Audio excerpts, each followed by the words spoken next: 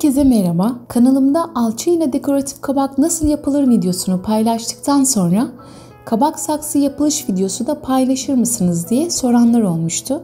Açıkçası daha önce hiç yapmamıştım. Yani bu benim de ilk deneyimim oluyor. Umarım beğenirsiniz.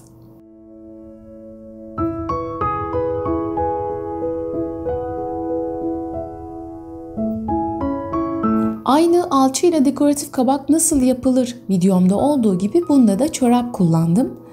Gördüğünüz gibi kilotlu çorabı kestim ve bir tarafını büzdürerek diktim. Daha sonra hazırladığım çimentoyu çorabın içerisine döktüm.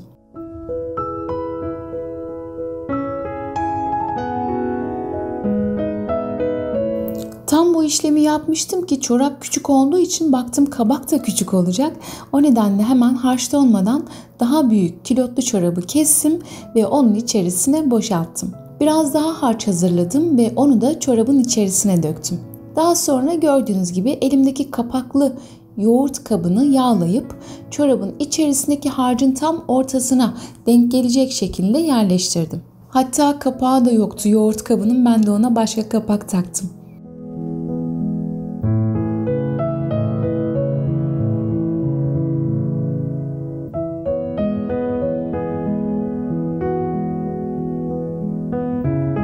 Sonrasında ipleri sıkıca bağladım. Bu işlemden sonra betonun tamamen donmasını beklemek gerekiyor. Tamamen donduktan sonra ipleri kestim. Bu arada bu işlemi yaparken ya bahçede ya da banyoda yapmak iyi olur çünkü çok fazla toz tutuyor. Hatta ben de banyoda çıkarttım hepsini. Çorabı tam sökemedim ve aslında sökmeye çalıştığıma da pişman oldum. Yapmak isteyenlere nacizane tavsiyem, bence hiç çorabı sökmeyin, direkt onun üzerinden boyayın derim. Çünkü çok güzel dokusu vardı. Dediğim gibi banyoda kapak, ipler ve çorabı kısmen söktüm. Biraz zımpara yaptım, yıkadım, temizledim. Saksı olarak kullanacak olduğumuz için alt kısmında matkapla delikler açtım.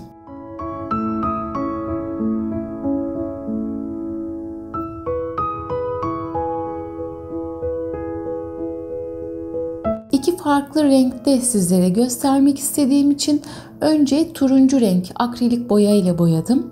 İçerisine yapay çiçek koyup bu şekilde de vazo gibi de kullanabiliriz.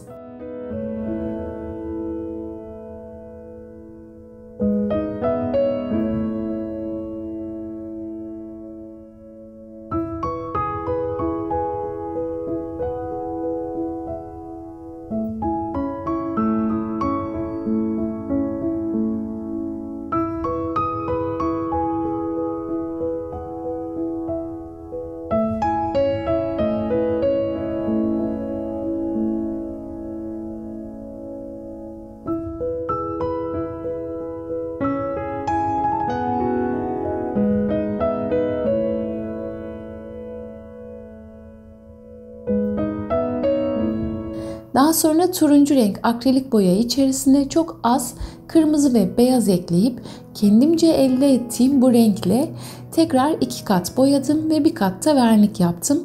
Kuruduktan sonra jüt halat yapıştırdım ve annemle beraber yeni saksımıza yılbaşı çiçeğini güzelce yerleştirdik. Yolda ye. Kabak yılbaşı. Yılbaşı kabağı. Yılbaşı kabağı, yılbaşı çiçeği. Yılbaşından ikisinden de şey oldu. Tamam işte. Yeter.